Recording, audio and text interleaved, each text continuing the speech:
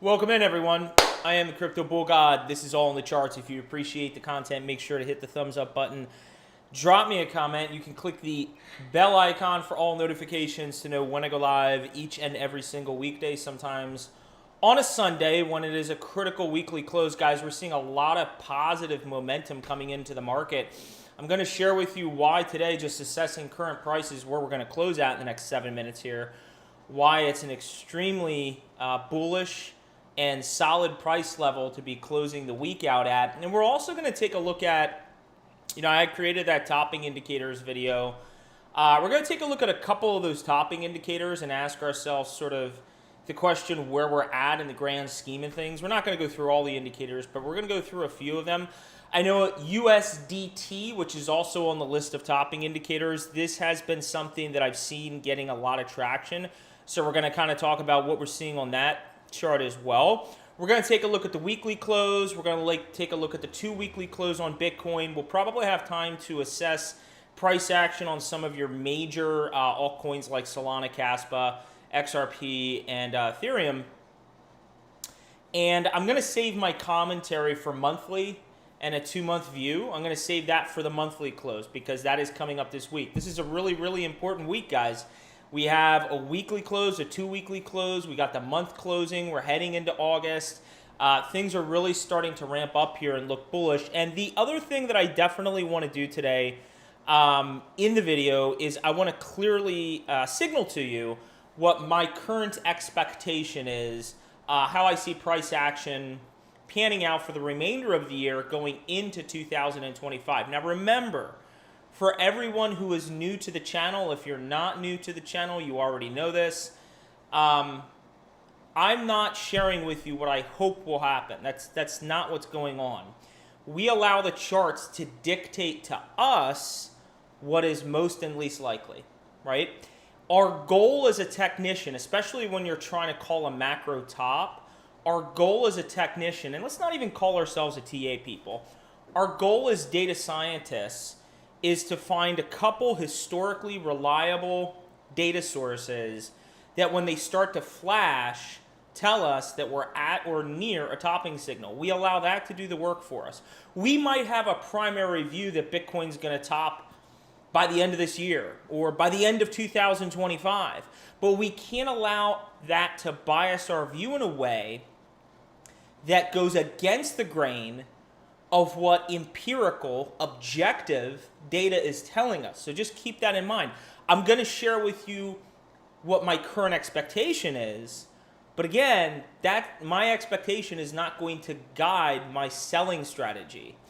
The topping indicators is what's going to guide my sell strategy. So just please keep that important tidbits of information in mind. Kyle, welcome in. Jeprox, very good morning.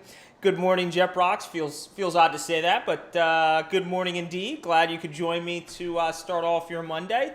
Todd, super chats are never expected, but always appreciated. By the way, I did want to tell you guys, I did get a notification from YouTube like a couple months ago, and I finally looked into it.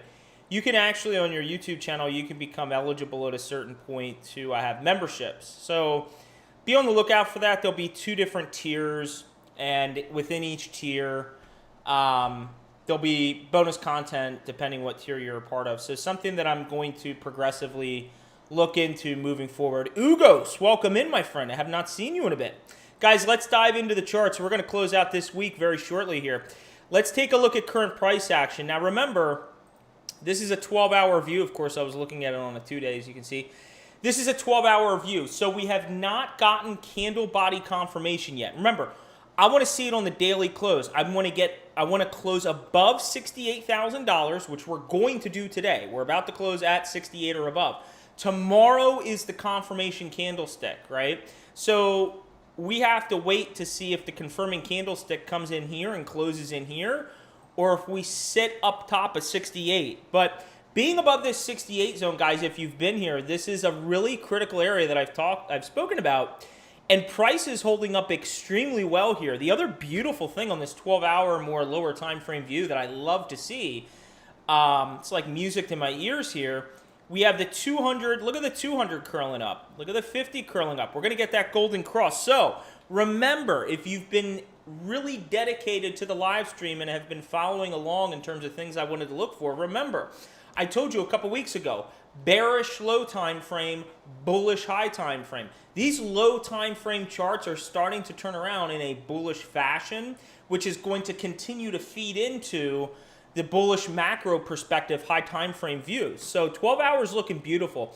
Guys, let's get into the topping indicators. Let's get into the topping indicators. Now, the first topping indicator that I want to look at with you, that I signaled to you to put into your arsenal to tell you the market's really overheated and it might be smart to begin taking profits, was taking a look at the weekly Bitcoin chart and assessing what's going on within the logarithmic MACD as well as the relative strength index, okay? Default settings on both, all right? And what we've noticed over time is that every single time, you see this descending line here? You see the descending, let's just focus on the MACD. You see the descending lines? Every time we've touched this descending line, it has signaled an impulsive top. Now keep in mind, this was, I just want to reiterate this for everyone new, this was our impulsive top. Yes, we sort of had a double top, which was part of a corrective structure. This was not impulsive. This was part of a corrective structure, okay? Faked everyone out, including myself. So one of the things you want to watch for on this weekly chart is you want to watch for this logarithmic MACD to come up relatively close and touch this descending line here. Look how much room we have to the upside.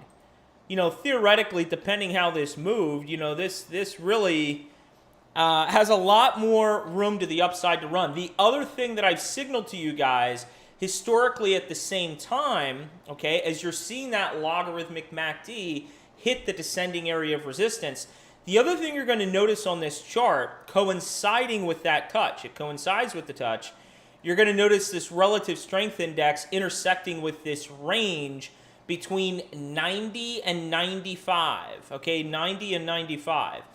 And so let's take a look at where we're at on the relative strength. Look at this. As you know, this is one of the things I'm going to be watching for when we close today's price action out.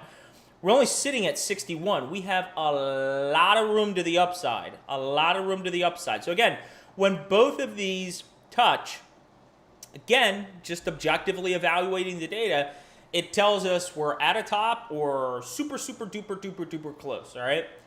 Last topping indicator I want to look at just to give you a level of appreciation of how much time might elapse and how much room we have to the upside. The only thing I want you to focus on within this chart, this is a monthly view of Bitcoin, okay? And the only thing we're going to assess here is we're going to assess the relative strength index. And the thing that I'm pointing out here on the relative strength index, once again, now there is a zone of resistance, and I'll explain why I put that up there. But in generalities, you can see there's a descending line here, here. We technically pierced it here, touched it here, here. All right, so we have that descending line. And the other descending line I drew was from this point right here to this point here, coming down. So I sort of created a range. Anytime you can, remember, anytime there is something within the chart that is creating confluence, it only aids your ability to decipher what's going on. Remember, this is an extremely volatile space, so the more that you can have a range, I do this all the time at work. I just did this literally the other day. When you're dealing with a high degree of variability, create a range. Create a range for yourself. It's not just the descending line. There's actually two descending lines.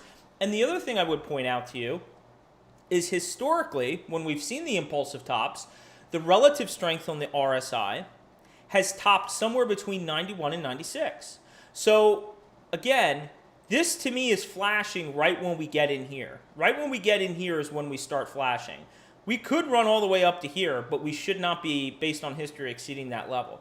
So you can see, depending upon where we top out in the relative strength index on the monthly, we have a fuck ton of upside potential here. You see this. And based on realistically how fast the relative strength index may go up, you're still talking about a good chunk of time here until this thing potentially tops out. And that's why, look, there are other technicians I know that are out there saying that they think that, the market's going to top September or October. I'm not in that camp. I don't think that's going to happen. I've predominantly been leaning towards liquidity cycles, the business cycle. I was just refreshing my memory on a couple views earlier actually on that. There's a lot of solid empirical data backing up the business cycle, this whole liquidity cycle, debt cycle thing that's been going on since 2008, which roughly has a 4-year cycle coinciding with election years. It coincides with Bitcoin's halving cycle. And so I'm giving a lot of weight to that, and that view is lending itself to me believing at the moment, from a timing perspective, we are going to be going into 2025, whether it's the first quarter, second quarter, third quarter. We're going to be going into 2025. And these views here that I'm pointing out to you should help you to feel increasingly comfortable with the notion that if these topping signals are going to fire again like they have in the past, we still have a lot of time left in this cycle. And that's why I took the opportunity to rebalance some of my positions when we were in this downturn, because I think it's going to benefit me in over the course of the next 6 to 12 months here. UST dominance, okay, USDT dominance. This is the last topping signals indicator we're going to look at, and then we're going to move into the weekly and 2-week close because we closed out 4 minutes ago, so we need to take a look at that. So what's going on within this chart? Now, first off, just so that everyone has a firm understanding of what's going on, if we just focus on price data, what is this, okay? Well, this is Tether, and essentially the way that you can look at this is how much, it's Tether dominance, but how much is Tether, US Tether, comprising holdings within the crypto market? And so if there's a large amount of holdings within Tether, that means people have capital parked aside in stable coins waiting to be deployed into crypto, right? Now, as the dominance drops, what does that mean? People are converting their Tether into Caspa, into crypto, into Bitcoin, okay? So we want this dominance to decrease. So the first thing, before we get to the topping signals indicator, I've seen this bounced around for a while now on several different avenues. But yes, it is true.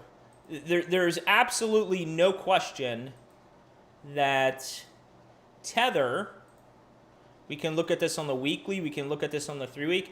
Guys, this is a bear flag, okay? This is great for us because if the Tether dominance is looking weak, this is a bearish signal, it's a bear flag, we should expect a major drop in Tether dominance, which is spelling a major run in altcoins. Guys, you and myself included, okay?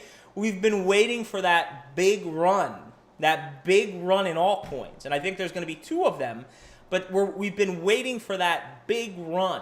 Okay, and I'm going to spell out to you exactly how I see that playing out.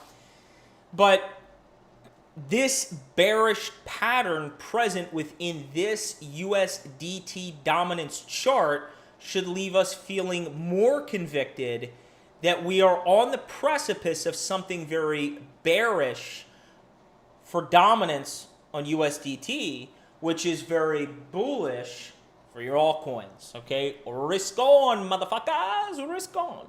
Let's go to the monthly. Now, on the monthly, the topping indicator I'm looking at, and I believe I gave, and I did see that, I made sure because, as you know, I'm subscribed to TechDev52's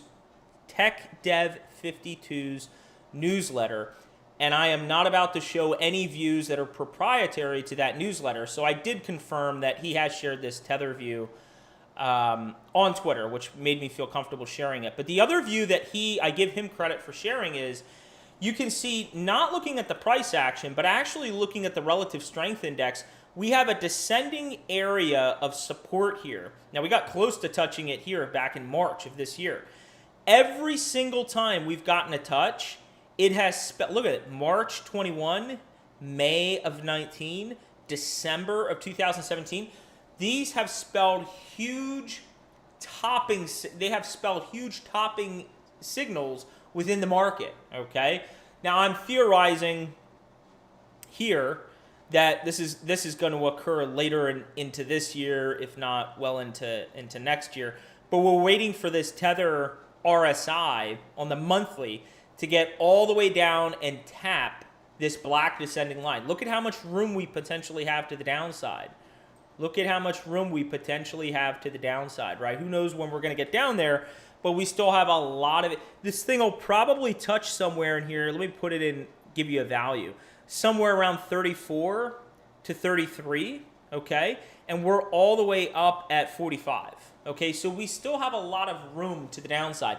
None of these, and this is why I've been feeling confident all year that as the emotions began to flood into the market, which if you're new to the market, this is something you're going to have to get very well versed with. And this is why it's imperative that you stay grounded on empirical data, which helps to form your view. And unless something changes in the data, your view is unchanged, okay? There was nothing flashing. I was signaling to this to everyone on YouTube who was on my channel here, is that, guys, I know there's a lot of fear in the market. Anything is possible, but literally all 6 topping indicators are not, none of them are flashing, okay? Chill. We're going to have corrections on the way up. It's not a linear line. There's going to be a lot of sideways, a lot of fake outs, okay? You do not want to be part of the retail herd. The way that you become a part of the retail herd is to allow your emotions and hope to control your decisions when investing. You can't do it. You have to rely on factual data to guide your decisions, okay? It's objective, not subjective. Now let's get into the weekly and 2 weekly close. Holy motherfucker. Look at that candlestick. That is an epically bullish candlestick on the weekly. So look at the wick. Now, I've tried to, I try along the way to educate you guys so that you can look at this and you can decipher what's going on, because every candlestick, every chart tells a story. What happened this week? What is this actually saying? Look at how thin how big that wick is. What that's saying is seller exhaustion came into the market. Prices got driven down all the way to 63,400. Buyers bought the shit out of that dip, and because the candle body, it's thin, but it is green, it means that we actually closed the month higher than when we opened. Now I have to look up, I want to make sure that I call the name of this candlestick correctly, because I'm in between, kind of parked in between two. I think I am correct in saying, though I want to double check. Yes, this is. Okay, just wanted to double check before I say this because I don't want to feel like an idiot afterwards. There's a lot of people out there that know the shapes and formations of every candlestick. To me, that is not what is most important. What is most important is that you recognize what the shape of the candlestick is telling you. You don't need to know the name of it, in my opinion. This, however, is a bullish dragonfly doji. A dragonfly doji signals a trend reversal to the upside. In layman's terms, what this is telling us is there's a very high probability that we're going to see in the weeks to follow continued momentum to the upside. You saw the thumbnail. Okay, we're going to get into it, $85,000, okay, plus. But this is telling you that there's a higher likelihood that over the course of the next several weeks, we're going to do this, okay? We're going to go up versus coming back down into this range, okay? That's what this candlestick is telling us. Now, the other thing that we want to look for on the weekly is a couple other things we're going to point out here. Okay, let's actually take a look at this MACD. Let's take a look at the MACD. So, and again, these are the 3 most basic indicators I put on any chart. MACD, Relative Strength Index, RSI, and Stochastic Relative Strength Index, or Stochastic RSI. Now, the MACD, what is going on with the MACD? Well, you can see clearly we have flattened out, okay? And the histogram is decreasing in red. What that is spelling out to us is that sell side pressure is becoming exhausted, and enough momentum has come into the market from buyers to help swing and shift the momentum back to the upside. It's trying to turn up, right? If we were to get a bullish week this week in price action, I feel relatively certain that we're going to see a positive cross on the MACD. But we would need to see a positive close for this week. So maybe something, I don't know what the exact price level would be at, but if we could get something at all-time highs or higher, if we got to close up here at about 74,000 or higher, you would see a positive cross coming on this MACD. What about the relative strength index? Guys, you know this is the one indicator on the one chart I'm watching very, very closely, and I encouraged you to watch it very closely as well. Now, you know, first off, we had this ascending area of support here that broke. We've since popped above it, okay? We've since popped above it, which is great. Again, we can sketch out on a relative strength index a lot of similar things that we would sketch out on price action, okay? So great to see, just like with price action, if we broke trend, we've reclaimed it. Great to see, okay? But what's the one thing I've signaled to you that I'm not happy about and I want to see turn around here, okay? And I don't know what happened to the chart that showed this, but I'm pretty sure 54 is stuck in my head. I'm pretty sure it's 54. 54 is a key level on the relative strength index on the weekly, okay? But it's not just 54. It's 54 after the relative strength index has crossed above 70. So we didn't cross above 70 until here. Typically, once you're above 70, I mean, you can go below 70, that's fine. Once you break 54, that historically has spelled a high degree of risk of much more downside. We haven't seen that, okay?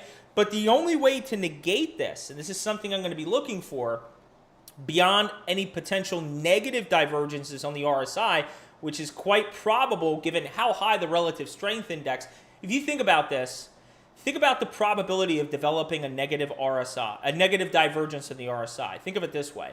When we were up here at $74,000, the relative strength index was it was 89, okay? We're at 68,700 and the relative strength index is only at 61, okay? So the negative divergences is something I'm going to be watching for, but the number one thing I'm going to be watching for is 70. We need to reclaim 70 on the relative strength index. I'm not talking about 3 Thursdays from now, you wake up and you see that the relative strength index is above 70. That's not what I'm talking about. I'm talking about a weekly close that results in the relative strength index recapturing 70. That 70 zone, I've spent a great deal of time on these live streams talking about it. The greatest impulsive structures that come into the market, okay, into Bitcoin, they occur when the relative strength index is overheated and it's at 70. Those are the most impulsive moves that come into this market. So we need to negate the fact that we've broken down below this bearish 54 level and reclaim 70. So something we're going to be watching out for. We're at 61, which is nice, but we need to push 9 points higher. Stochastic RSI is looking beautiful, guys. Absolutely fucking beautiful. We've got the positive cross. We're well above 20. We're at 62 over 47. We're looking extremely healthy on the stochastic RSI. Now, how about the 2-week chart? Because again, this is a weekly close, but it's also a 2-week close as well.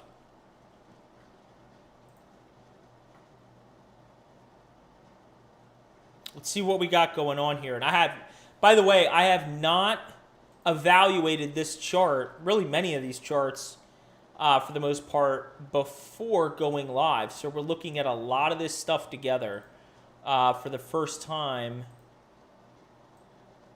this weekend. Okay, so first off, again, I cannot recall exactly why I put the 9 EMA on the 2-week on here, but it must be a key moving average that we want to make sure that we're staying above. Very, very healthy to see that price action is above the 9 exponential moving average. Again, once you see this, you can't unsee it. I'm just giving you factual information.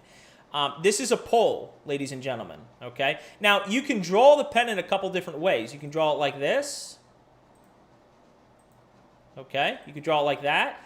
You could also draw it like a flat top, right? You could put something like that. It doesn't matter. This is a bull flag, and I'm not even going to put the technical target because I don't know that we would reach that technical target. It's pretty high. But this is a bull pennant, guys. This has been nothing but a parabolic, huge rise up. Think about this. We were all the way down here, guys. This was before my surgery, okay? This was when I was very salty that I had to go off YouTube for a period of time. We were all the way down here, and all the cool kids in crypto were saying we were going to do this shit until the halving, right? And I was like, nah. I would expect the unexpected, and we could be at new all-time highs before the halving. Look what happened. We had a parabolic rise from 25 all the way up to 74. We did a 3x on Bitcoin, which is a huge run for Bitcoin. What have we been doing since then? We've just been cooling off. That's all that's going. And the nice thing is, for most of you, this is really where your bread and butter should be. This is where your focal point should be. You should not be. It's nice for me to come on here and kind of tell you what I'm seeing on the low time frames. Most of you shouldn't be looking at this, to be honest with you. You just really shouldn't be. Most of you should be focused on this higher time frame. Look how beautiful this looks once we consolidate price action and look out on a high time frame. All those clickbait, fear porn YouTube channels that feed into your emotions on the day-to-day volatility, they disappear because you have this view and nothing should be alarming you. Now, in terms of the price indicators, let's see what's going on. We had by the way, not just the 9 EMA, not just that I want to make mention of that, but guys, check out the shape of this candlestick. I mean, essentially the entire 2 weeks was one giant green dildo. I mean, that's really what it was. Okay, so very bullish candlestick, guys. You couldn't ask for more of a bullish candlestick on the 2 week. Now, let's get into the price indicators and talk about the things that you should be paying attention to. First off, as you can see, the MACD was trying to cross down here, right? You can see this. This is starting to pick up here. Now, if these next 2 weeks come in bullish, which again, let's refresh our memory, we got the green dragonfly doji on the weekly. This is telling us more than likely in the weeks to come, we will see continued upside, right? Clear trend reversal. So if that does happen and this 2 week candlestick, let's say, closes at 74,000 or 80,000 or something like that, right? You're going to see this MACD curl right back up, okay? Relative strength index. Let's take a look at the RSI. Look at what I've been tracking here. This nice ascending area of support that we didn't even touch. Now, 59, interestingly, why do I have 59 as a key area? It looks like 50, I'll have to take a closer look at that. Maybe I can update you on that. But it looks like 59, around 59 is a key area on the RSI that we may want to hold once we cross above 70, which we are holding, so that's good to see. But you can see here, what's nice about this 2 week candlestick close, are you noticing anything? We're above this horizontal dotted line. Well, CBG, what is the dotted horizontal line? That is the 70 level. Now, historically speaking, okay, it's another bullish tidbit of information for you guys. Historically speaking, when the relative strength index is at 70 or above on the 2 week chart, we're going to have ourselves a motherfucking run to the upside. So it's nice to see on this 2 week, we've printed right now at where did we print? We printed at 70.2, okay, 70.2. So we're looking sweet on the RSI. How about the stochastic RSI? Okay, stochastic RSI's got to show me something. So typically, after you have had a negative cross down on the stochastic RSI, and you enter a territory below 20. Below 20 is right here. It's actually the blue bar. I mean, you can see. You should be able to see that. I shouldn't have to do it, but for anybody who is hard of seeing, this is the 20 line, all right? And up here is the 80 line. But this is your 20 line, okay? Typically, once on the 2 week you go below the 20, I mean, it's bearish. You don't want to see that. But once you reclaim it, and you get the positive cross above 20, you are looking at some significant price action to the upside. We are just shy of 20. We need these next 2 weeks. I keep telling you the next couple weeks are critical, right? Well, these next 2 weeks are big.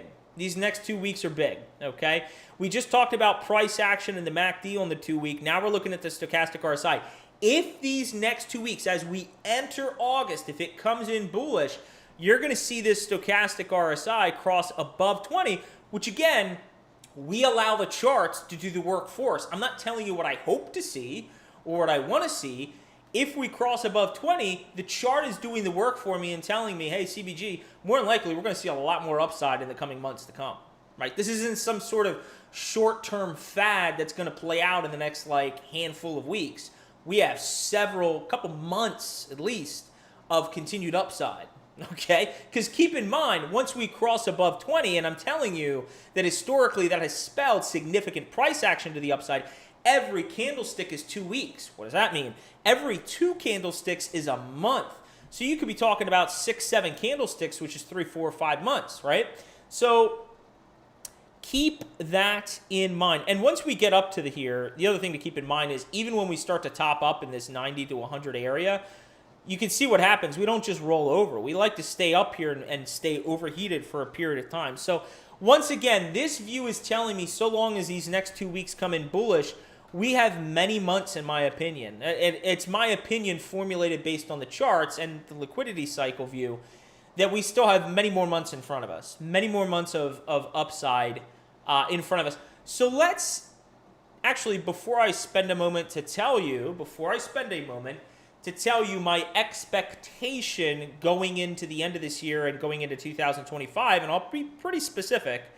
Let me read the comments. Let me see who's in the comments. Frankie, good to see you. Mazda Dashcam, I have not seen you in a bit. It's very nice to see you. Evening from Norway, sir. Yes, we can take a look at Caspa. I will share. I've been sharing my thoughts on if you're guys, if you're not following me on Crypto Bull God with the laser eyes here on Twitter, it's one word. It's Crypto Bull God. Guys, you should be following me on Twitter. You should be somewhat active. Don't go down a rabbit hole. Follow a few good technical analysts. But I've been talking about Caspa a lot. But I can spell that out for you in a moment. Momentum to the upside, motherfuckers. So what are my expectations going into the end of this year in 2025? Well, I'll tell you what. I love the data that is supporting the business cycle, which fuels the debt cycle, which fuels the liquidity cycle, which fuels the uptick in asset values, okay? Printing of money, uptick of asset values.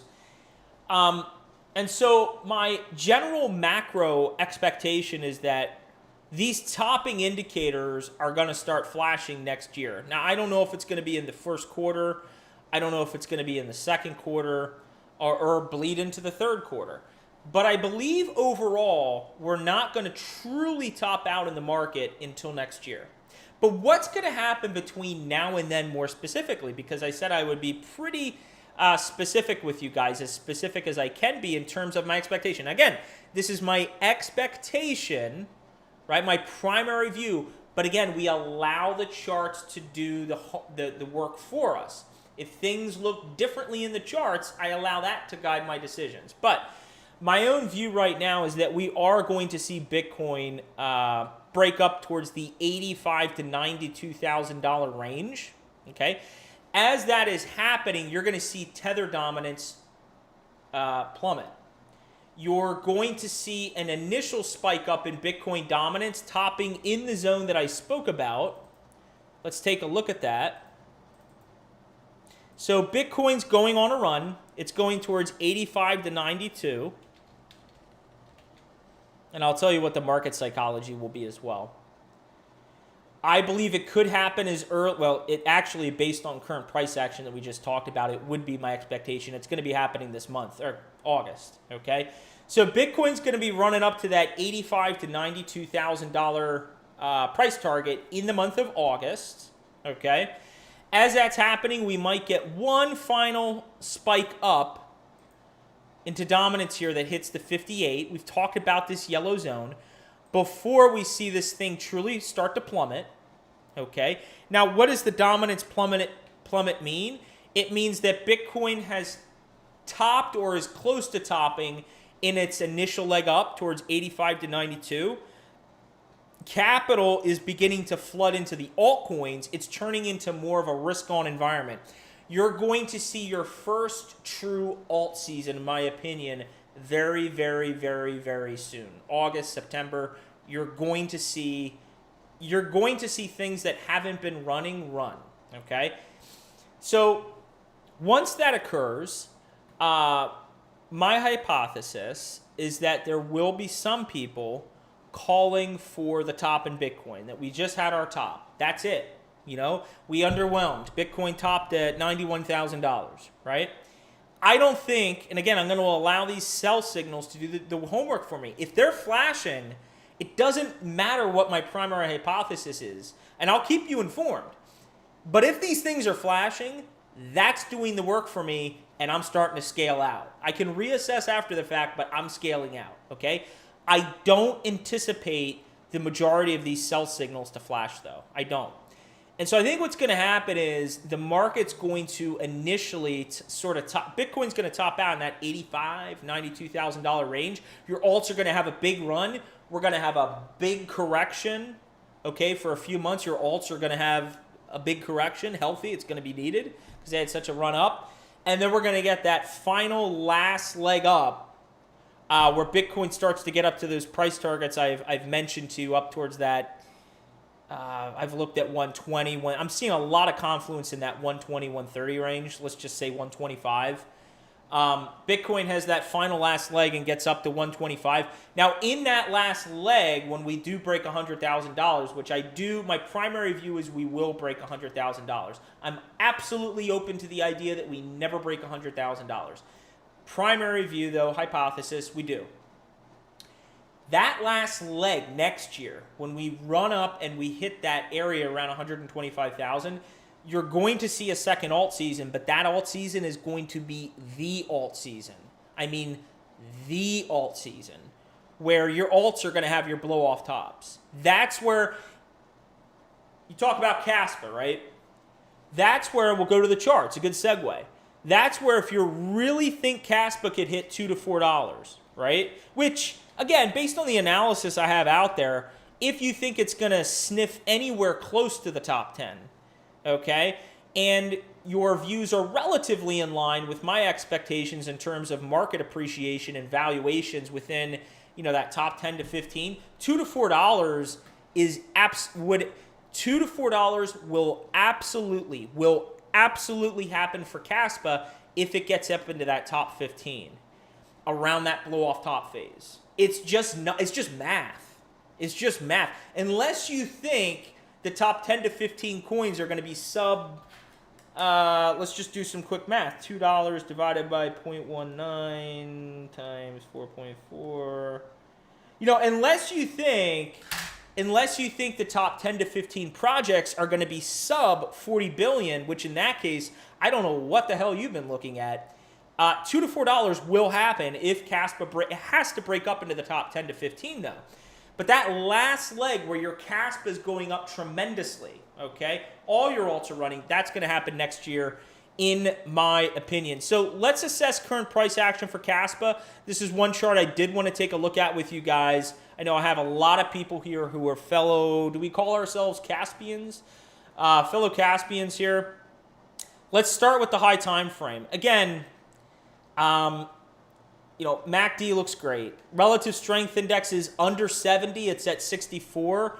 One thing I'm going to be watching for here. Oh, stochastic RSI, by the way, looks good. On the RSI, you can see I have a topping zone up here between 81 and 91. So once we start getting up to 81 or 91 on the relative strength index, that's where things are going to become very overheated. We're all the way down at 64, so we still have a lot of room to the upside. The thing that's going on with Caspa right now, guys,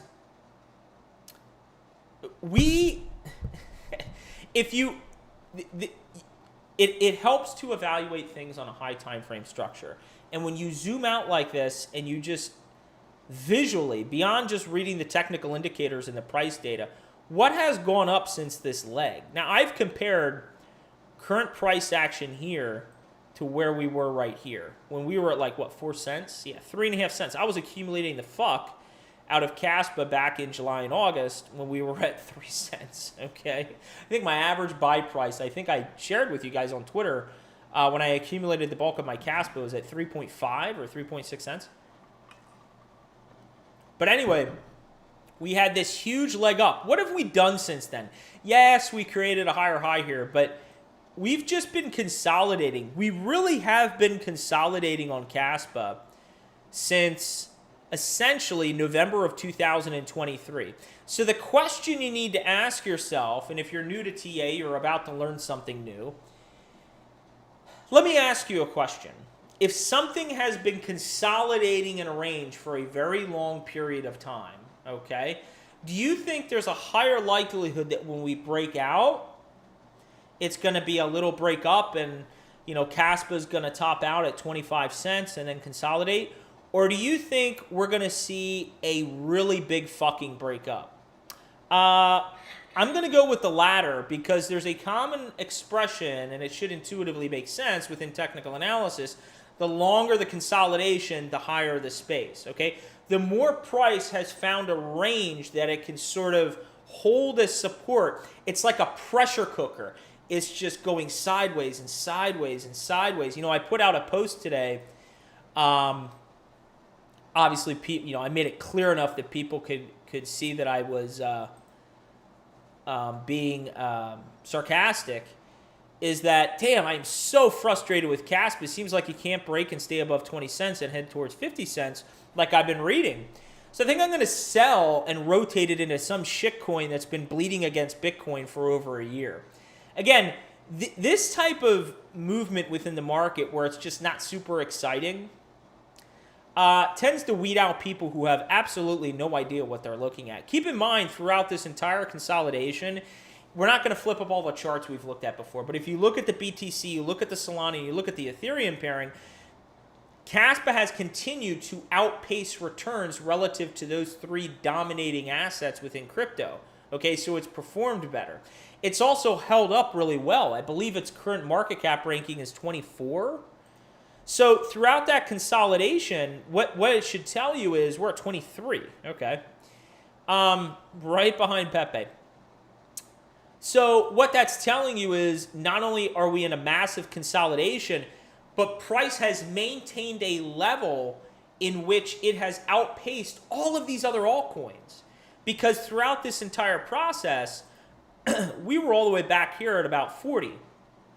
We've run all the way up to 23 as other assets have corrected harder and couldn't maintain the price levels that they had months and months and months ago.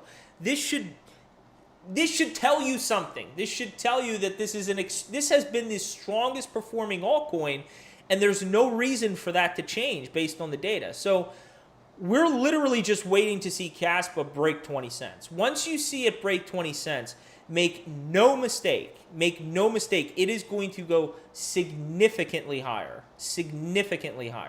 okay? And that push up should coincide with Bitcoin, which is pressing up towards 69,000, should coincide with Bitcoin's break up towards that $85,000 to $92,000 area. So we'll have to see. I think these next 2 weeks, I believe, based on all of the evidence that I have presented to you, these next 2 weeks may indeed be extremely bullish.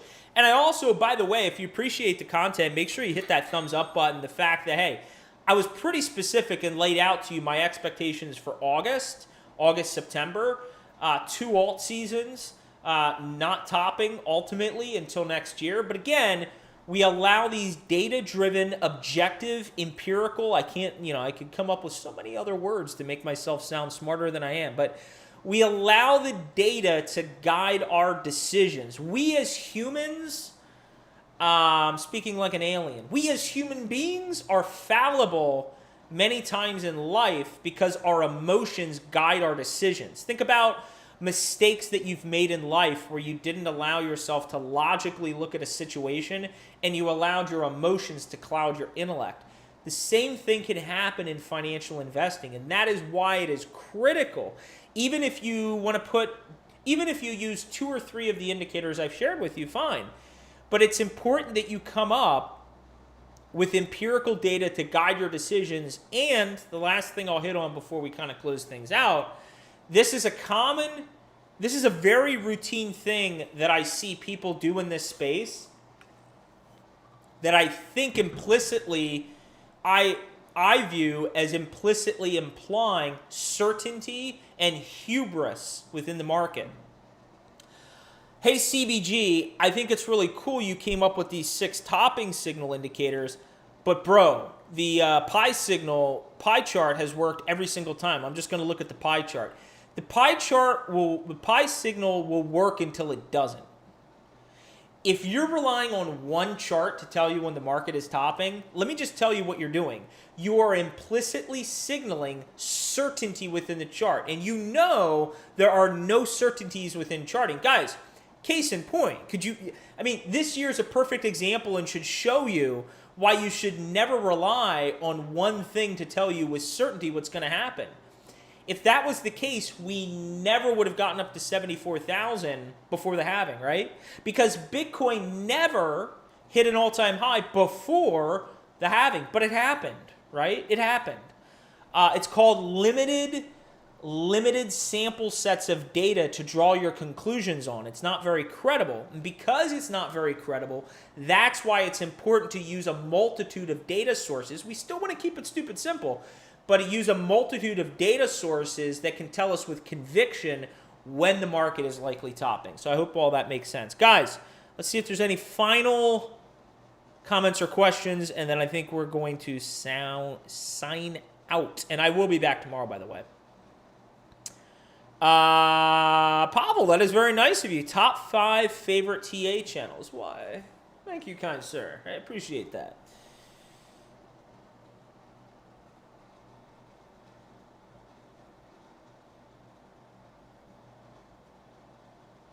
Listen to Frankie. Frankie has some good advice there.